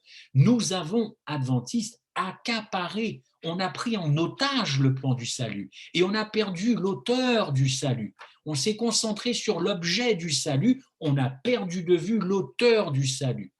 C'est ça la profondeur, une des profondeurs. Mais écoutez les gens parler autour de vous. Je ne sais pas comment ça se passe en Belgique, mais on s'approprie le salut. Je suis sauvé, je vais aller au ciel, je reçois les bénédictions. Jésus m'aime, Dieu m'aime. Je suis pardonné, je vais me... Je. 1888, c'est tout sauf je. C'est Christ, Christ, Christ, Christ. Et c'est l'apôtre Paul qui en a le mieux parlé dans l'Évangile. Évidemment, 5e point, je passe, en nous cherchant, Christ est venu jusqu'à nous, prenant sur lui l'aspect d'une chair de péché. Ah, le grand problème qui divise l'Église, a-t-il endossé, oui ou non, une chair de péché? Pourtant, la Bible est claire, hein. Il n'y a quand même pas photo, pas besoin de sortir d'un séminaire. Il suffit de lire Ellen White, de prendre des versets bibliques, mais on n'a pas voulu que Christ endosse notre péché parce qu'il fallait le protéger, c'est le Fils de Dieu. Et les catholiques ont bien compris le truc, hein. Alors, pour protéger Christ, il fallait protéger Marie. Oh non, Marie, nous les adventistes, on ne touche pas. Ah bon, d'accord. Alors, eux, ils ont fait le taf, nous, on n'est pas allé jusqu'à Marie. Mais les catholiques romains sont très cohérents avec eux, extrêmement cohérents. Bravo, chapeau, parce que eux sont cohérents. Nous, on n'est pas cohérents. On dit qu'il n'a pas endossé la nature pécheresse, mais sa maman, oui. Mais les catholiques ont dit, mais non, mais vous êtes fous, il faut remonter à la mère. C'est une mère qui donne la vie, ce n'est pas le père. Alors nous, on va queuter la mère du péché, comme ça le fils sera sans péché. Puis nous, adventistes, on s'est dit, ben non, il n'y a que le fils. On s'est planté par rapport à eux. Et on s'est doublement planté parce que Christ a effectivement revêtu une nature pécheresse. Mais ce serait qui ce Christ qui vient sauver une race humaine dans un profond péché qui ne me ressemblerait pas? Ce serait qui ce sauveur-là? Moi, je vais vous dire un truc. Si vous considérez que quand Jésus-Christ est venu, incarnation, utérus féminin, sort du ventre de Marie, si vous pensez qu'il était blanc comme neige et que sa nature humaine était sans péché, absolument sans rien, pas du tout, eh bien, vous allez vous faire un grand ami. Et je vous donne l'identité de votre ami, votre nouvel ami ce soir, c'est Satan. Vous avez un nouvel ami. Parce que tous ceux qui pensent comme ça, c'est exactement ce que Satan attendait. Si Christ était venu sur terre pour nous sauver, mais qui ne nous ressemblait pas, Satan aurait été le premier à dire à Dieu, alors là, il y a mal donne. Là, tu es vraiment gonflé. T'envoies quelqu'un sauver une race humaine différent de la race humaine. Allez, bravo. Bravo. Alors, tu peux descendre, je vais prendre ta place. Parce que là, mon vieux, tu n'as rien compris. Et il aurait été le premier à dire ça. Donc, tous ceux qui pensent ça, eh ben, sans le savoir, ce sont des grands amis de Satan. Voilà. Je ne dis pas qu'ils iraient faire la fête ensemble, mais ils ne le savent pas, mais Satan sait que ce sont ses amis. Il n'y a aucun souci, aucun souci. Il est le sauveur de tous les hommes et il est le chef des pécheurs. Moi, j'ai un sauveur qui est le chef des pécheurs. ok, parce qu'il a pris tous les péchés. Et je peux m'identifier à lui. Quand j'ai une tentation, quand j'ai un problème, il a vécu tout ça. Quand j'ai un problème avec ma femme, qu'importe, il n'a pas été marié, mais il a vécu ça quand même. Il connaît la force des tentations. Il sait que ça nous coûte les tentations. Il sait d'où nous venons, d'Adam qui nous a plantés. Ok, il le sait tout ça. Il sait que la vie sur terre n'est pas compliquée. Lui-même, ça a été compliqué. Donc, il n'y a aucun péché que Christ n'ait pas porté en lui qui nous concerne. C'est sacrément rassurant cette affaire-là. Ça veut dire que je peux tout lui confier. Je peux tout lui dire alors. J'ai une tentation sexuelle, une pensée sexuelle impure, un petit copain, une petite copine, j'ai traficoté dans la drogue, j'ai volé.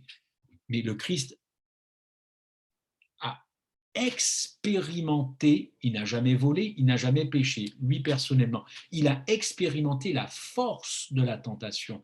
Il a expérimenté les tiraillements de la nature pécheresse de l'homme. Mais il est venu clouer tout ça à la croix. Donc, s'il n'a pas revêtu ma nature, je n'ai rien en commun avec lui, je dégage du christianisme et je vais voir tout de suite Bouddha. Parce qu'avec Bouddha, au moins, on ne se prend pas la tête. Il sourit tout le temps. Vous avez vu un Bouddha qui fait la tronche? Bouddha sourit tout le temps. C'est pour ça qu'il attire les gens. Faites un Bouddha qui tire la tronche et vous allez voir s'il y a autant de bouddhistes. Non, non, les gens veulent du sourire. Ils veulent du sourire, sourire, sourire. La croix, ça ne se voit pas comme ça, mais c'est beaucoup d'amour. Qui dit beaucoup d'amour dit beaucoup de sourire, sourire à l'amour, n'est-ce pas? Autre particularité, j'avance parce que le temps avance aussi, il y aurait tellement de choses à dire. Bon, la nouvelle alliance, ce sera l'objet de mon étude biblique samedi prochain sur Zoom. Je pourrai envoyer à Vincent les codes et il y a aussi des gens qui m'ont dit l'alliance éternelle, on ne comprend rien. Combien il y a d'alliances dans la Bible? Il y en a 2, il y en a 3. Alors, il y a Adam, Noé, Abraham, ça fait 4, 5, 6. Oh là là là. Combien il y a d'alliances? Ben, il n'y en a qu'une. Il n'y en a même pas 2. Or, on nous enseigne, surtout ce trimestre, qu'il y en a 2. Erreur. Erreur, mes amis de la conférence générale. Il n'y en a qu'une. C'est celle faite depuis le début à qui? À Abraham? Non, à Adam. Dieu fait alliance avec la race humaine à travers Adam. Mais c'est normal, il vient de créer Adam. Il fait alliance avec Adam. Mais qu'est-ce qu'il y a dans Adam? Il y a la race humaine. Il y a vous, il y a moi. C'est quoi cette histoire d'une deuxième alliance au Sinaï, des tables de la loi? Bien sûr qu'il y a des textes qui disent je referai alliance, mais l'alliance primaire, originelle, c'est avec la race humaine.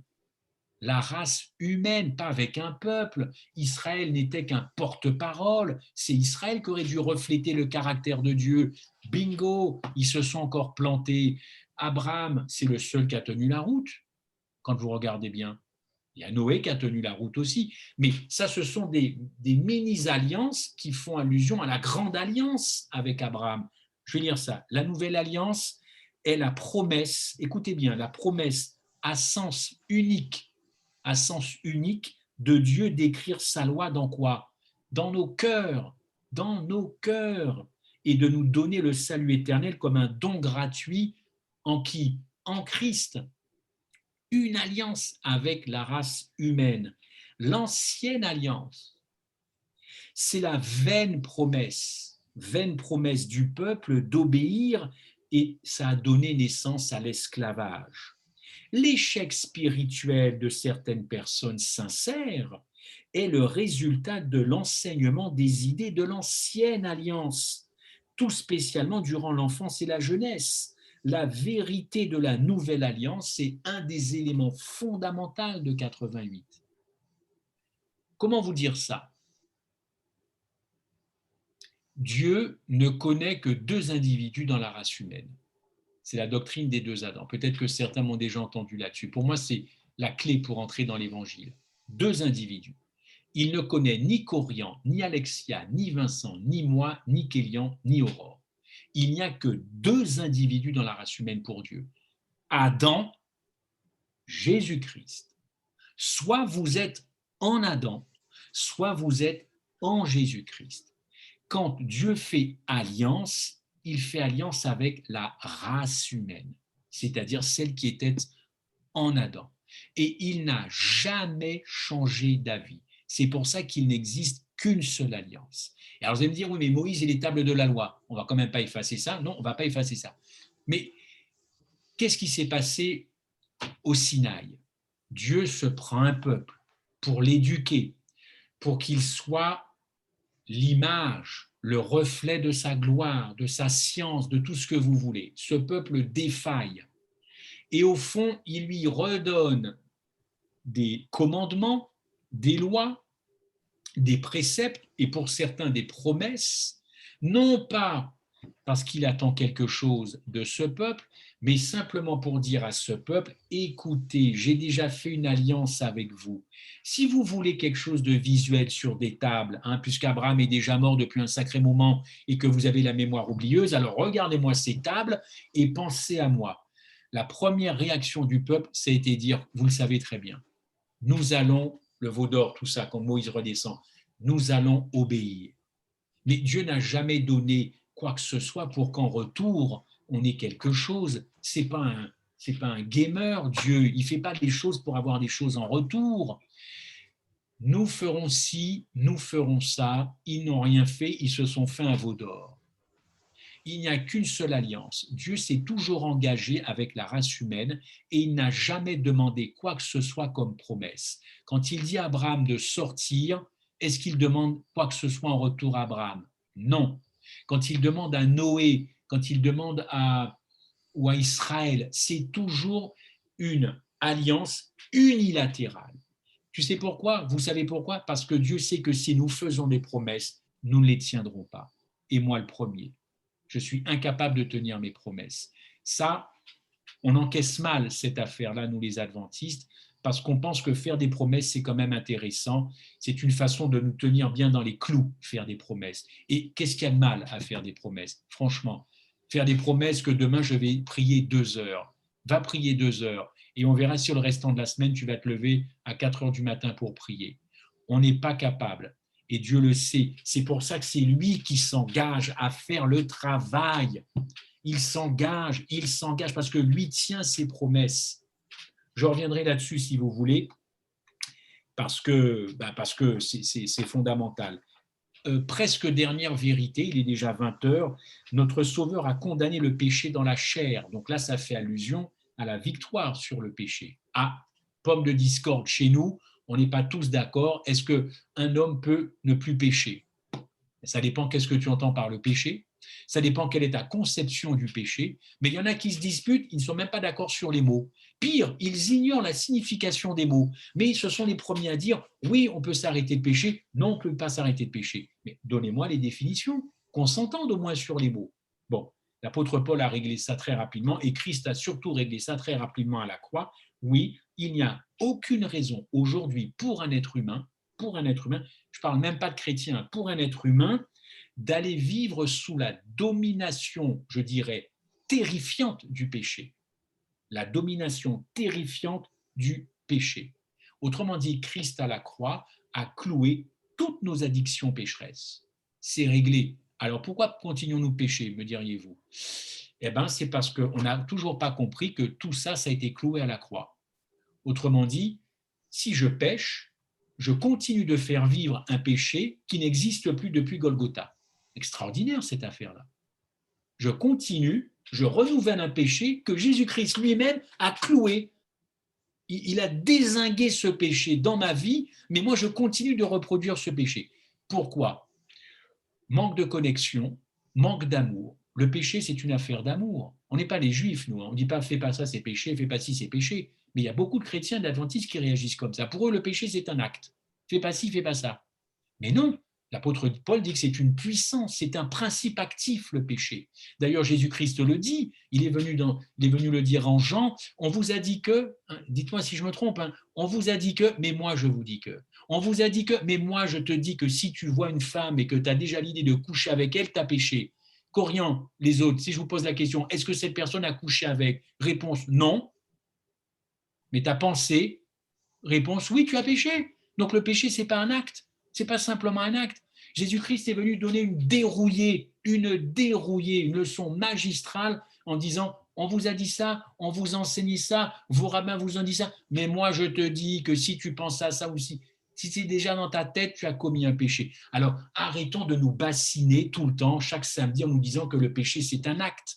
Alors, si sur cette base-là, évidemment, il y aura toujours des pécheurs sur Terre. Ah ben évidemment, vous connaissez quelqu'un qui va arrêter de faire des actes de péché, ça n'existe pas. Mais on n'est pas d'accord sur la définition. Donc, mettons-nous d'abord d'accord et essayons de voir ce qu'on peut faire. Le péché, c'est un principe.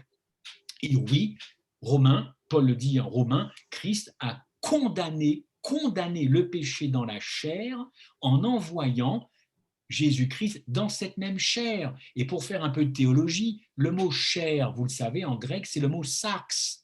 Et sarx, ça veut dire une chair humaine polluée par le péché. Donc, on ne peut pas trahir le grec. On peut trahir qui vous voulez dans l'assistance dans les églises, mais aucun adventiste ne trahira le grec. Okay. Alors, sarx, c'est une chair déchue, une chair de péché dont Christ a condamné ça, c'est-à-dire que le Saint-Esprit est tout à fait capable de faire vivre un chrétien sans quoi? Sans la domination du péché dans sa vie. Ah, c'est pas pareil. Mais ça, c'est l'affaire du Saint-Esprit. Moi, je suis incapable de vaincre cette domination. C'est encore l'affaire de Dieu. Quand Dieu prend quelqu'un, chers amis, il s'en occupe. Il s'en occupe de A à Z. Il n'a pas balancé comme ça son fils en disant, allez, il va faire le boulot et puis vous prenez ou vous prenez pas. C'est pas ça l'évangile. Il s'occupe de toi du début jusqu'à la fin. Okay. Donc, s'il te dit, j'ai pris tes péchés et tu peux ne plus être sous la domination, tu peux ne plus être tenté par quoi que ce soit et surtout chuter, si ça vient de Dieu, permettez-moi de vous dire, on peut le croire quand même. C'est une affaire de crédulité, cette affaire de victoire ou non sur le péché. Les gens se déchirent avec ça, mais c'est de l'incrédulité. Ils sont incrédules, ils n'y croient pas, quoi. Et pourtant, c'est une réalité tangible, ce que Christ a fait à la croix à Golgotha. Donc, toutes les disputes qu'il peut y avoir, les chicaneries entre nous, mais tout ça, c'est bidon, c'est parce que les gens pensent que c'est bon, quoi, finalement. C'est bon, on continue de s'engueuler parce que c'est bon, et puis voilà, je vais avoir raison, c'est moi qui m'a... Dernière particularité, et ça j'aime beaucoup, la motivation, une motivation plus excellente, motivation plus excellente, qui a prévalu dans l'Église des temps passés, se réalise enfin maintenant. C'est quoi cette motivation plus excellente? Une préoccupation pour Christ. Quelle est cette préoccupation? Qu'il puisse enfin se marier avec son épouse. Son épouse, et son épouse, c'est l'Église avec un grand E, pas que des adventistes. Et tous ceux qui nous rejoindront à la fin, la grande famille chrétienne. Je ne suis pas dans l'œcuménisme, Vincent pourra vous le dire, mais il faut arrêter de regarder tout le temps le clocher adventiste, le clocher. D'ailleurs, ils vont tous tomber par terre à la fin, les clochers. Donc, autant ne pas les admirer maintenant. Une préoccupation pour que Jésus-Christ, afin qu'il reçoive quoi? Sa récompense. C'est Christ qui attend sa récompense. Pour moi, la vie éternelle n'est pas une récompense. C'est un cadeau. Mais je n'ai pas envie d'être... j'ai pas reçu le Christ pour pouvoir vivre avec lui jusqu'à la fin des temps. Alléluia, c'est une possibilité qu'il nous donne. Mais la récompense première, c'est Christ qui revient chercher son épouse. Et on est tous focalisés sur la vie éternelle. Et autour de moi, il y a des gens qui ne pensent plus qu'à ça maintenant. Et demandent même à Dieu de revenir à cause du Covid. Mais attends, mon ami, mais il n'y a que ça qui t'intéresse, la vie éternelle? Mais attends, mais Jésus-Christ qui, lui, attend son épouse depuis maintenant 1844, et bien avant, alors ça, tu t'en fous. Tu ne penses encore qu'à ta tronche dans le ciel pour l'éternité. Égocentrisme, égoïsme de tous ceux qui ne voient la religion qu'avec la carotte de la vie éternelle. Voilà, c'est toujours la même chose. Alors vous comprenez que quand Jones et Wagoner viennent dire tout ça, ils se sont fait dézinguer. Et tout ce que je n'ai pas encore dit qu'ils ont dit, on leur a dit, mais vous blaguez ou quoi? C'est jouissif le ciel. Et Jésus-Christ qui lui attend dans le lieu très saint depuis un bon moment que son épouse soit prête, ça, c'est pas jouissif. Madame White a dit que si l'Église officielle avait accepté le message en 88, écoutez-moi bien, ça c'est destroy comme citation, quelque temps après, Jésus-Christ serait revenu. Et là, mes amis de la prophétie me disent non, c'est pas possible. Je dis, mais c'est pas moi, c'est Madame White. T'as qu'à aller la questionner, Enfin, fais pas de spiritisme, attends qu'elle ressuscite. Tu lui demanderas pourquoi elle a dit ça. Jésus-Christ serait revenu quelques années après si l'Église officielle avait accepté le message. Accepter serait donné un réveil bombe atomique, hein. Et le monde aurait été éclairé, Apocalypse 18, par la gloire de Dieu. Et c'est l'Église adventiste qui aurait déclenché un machin comme ça. Grâce à Dieu, il serait revenu peu de temps. C'est vous dire qu'il a hâte de trouver une Église parfaite, une épouse qu'il aime beaucoup. Or, est-ce que nous, l'épouse, nous l'aimons beaucoup au point de faire trembler le ciel pour que Christ revienne? Non, et moi le premier. Donc, qu'on arrête avec la vie éternelle. Moi, je vais vous dire un truc. Je vous pose une question. Si ce soir, vous avez un songe, okay? Si ce soir vous avez un songe, vous êtes visité par un ange, et l'ange vous dit ce soir à Vincent, à Kélian, Aurore, Alexia et Corian, si l'ange vous dit ce soir, vous n'irez pas au ciel éternellement. Vous n'irez pas au ciel éternellement. Ok. Moi, je vous pose la question. Dans quel état d'esprit vous vous levez demain matin, dimanche? C'est une vraie vision. C'est un ange qui vous a parlé. Il n'y a aucun doute. Vous ne doutez pas. Vous n'avez pas bu ce soir avant d'aller vous coucher. Dans quel état, dans quelle mentalité, demain matin, Alexia, tu vas te réveiller? Tu sais que tu n'iras pas au ciel éternellement. Je me demande si tu vas aller au temple le sabbat prochain dans ton église pour dire « Alléluia, Jésus est amour, Alléluia, Dieu est amour ». Eh bien, je ne sais pas. Et ce que je vous dis là, je me pose cette question aussi sans faire le rigolo. Si je suis visité ce soir, Dieu me dit « Christophe, tu as bien bossé, je t'aime beaucoup, tu as fait tout ce qu'il faut avec 88, mais tu ne vivras pas avec moi éternellement. Demain matin, samedi prochain, est-ce que je vais dans mon église ? Voilà la réalité de la fin des temps. La réalité de la fin des temps, c'est qu'est-ce que nous avons vraiment dans le cœur? Est-ce qu'on n'a que des doctrines? Est-ce qu'on n'a que le sabbat? Est-ce qu'on n'a que la réforme sanitaire? Mais tout ça, ça va être balayé. Balayé parce que qu'est-ce que j'aurai dans le cœur à la fin des temps? Moi, je veux bien toutes mes doctrines, je les aime. Ce n'est pas un souci. L'adventisme repose sur de solides constructions. Solides. Mais si ça prend la place de Christ dans mon cœur, ça ne me sauvera pas. Ça ne peut pas me sauver. On n'a jamais vu une doctrine rendre amoureux les gens. Jamais. Je ne suis pas en train de faire de l'évangélisme là, parce qu'eux, ils sont tout le temps dans le truc. Ça ne tient pas la route ce qu'ils peuvent dire. Mais remettons les choses à leur place. 88, c'est remettons les choses à la loi à sa place, la grâce à sa place. Mais ne mettez pas la loi avant la grâce, puisque en Éden, c'est déjà de la grâce. Et quand il y a transgression de la loi, c'est encore de la grâce. C'est Christ qui rattrape le boulot. Et Golgotha, c'est la grâce. Et tous les personnages choisis dans la Bible, c'est la grâce. Toutes les églises suscitées, c'est la grâce, y compris la dernière église dont nous faisons partie. Donc, c'est ça, c'est tout ça. C'est la motivation. Je termine. Toute motivation, écoutez bien, toute motivation égocentrique, basée uniquement sur la peur de l'enfer. Combien de gens ont peur de l'enfer?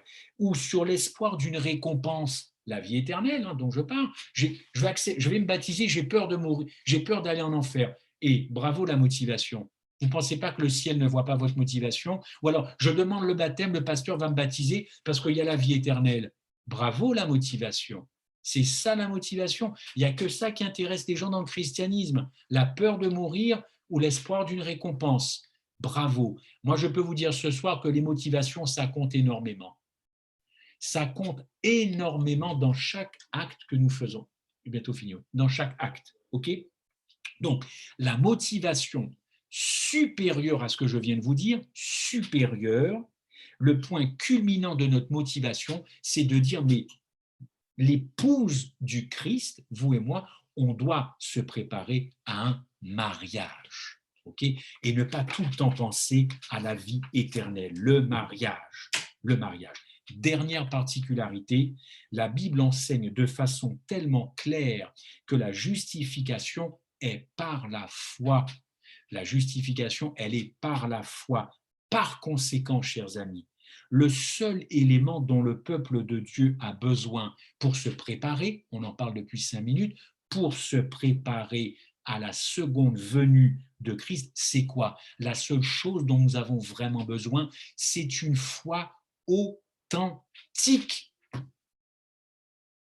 Alors, vous me direz, on n'a peut-être pas la même définition d'authentique, mais enfin, authentique, c'est assez clair. Une foi authentique, le message que le monde a besoin, parce que le monde, Dieu aime le monde aussi, hein, il n'y a pas que les chrétiens qui l'aiment. Le message que le monde a besoin d'entendre, c'est la vérité sur la justification par la foi, à la lumière de quoi? À la lumière du sanctuaire. Et c'est pour ça que Luther n'a pas prêché la bonne justification, enfin, il a prêché la bonne justification par la foi, mais pas complète.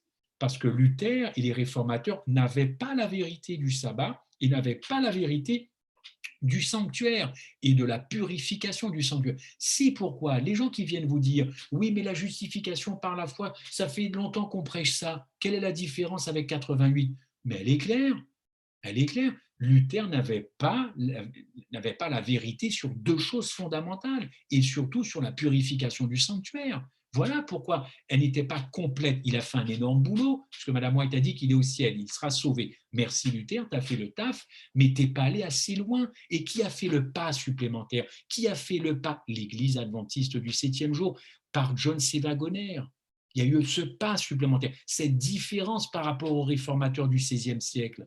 Moi, j'ai un pasteur qui m'a dit « Mais ce que tu prêches, on le prêche. » Je lui ai dit « Non, c'est pas que je veux prêcher des choses que tu prêches pas. Je suis obligé de te dire que ce que je prêche, tu ne prêches pas. » Mais pourquoi?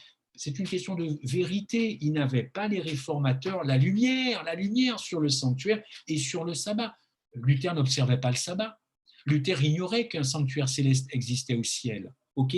Donc, la foi, la justification par la foi, il faut savoir ce que c'est que la foi, puisque si c'est que ça qui nous justifie, il faut qu'on se mette d'accord sur ce que c'est que la foi. Alors la foi, il y a plein de gens qui vont vous donner tout un tas de machins, mais il faut être au clair, ok? La foi est comprise dans son sens biblique, et je conclus là-dessus, la foi, la vraie foi, est comprise dans son sens biblique. Qu'est-ce que la vraie foi, hein? Je vais vous le dire, et c'est ma conclusion, c'est une appréciation de cœur de l'agapé de Christ, appréciation de cœur de ce qu'il a fait, reconnaissance de ce qu'il a fait, appréciation du cœur. Je ne suis pas en train de parler à des cerveaux, je parle à des cœurs ce soir. Voilà. Alors vous allez me dire, ouais, mais c'est très évangélique. Non, les évangéliques n'ont pas la notion d'agapé, parce que comme ils croient en l'immortalité de l'âme, Jésus-Christ, finalement, n'est pas vraiment mort. Or, l'agapé, c'est vraiment de se dire, il est mort, véritablement mort de la seconde mort. C'est ça la vraie foi. C'est une juste appréciation de ce que nous avons dans le cœur pour Dieu. Et c'est ça qui fera la différence à la fin des temps. Bon, j'ai essayé en quelques minutes de dresser quelques particularités.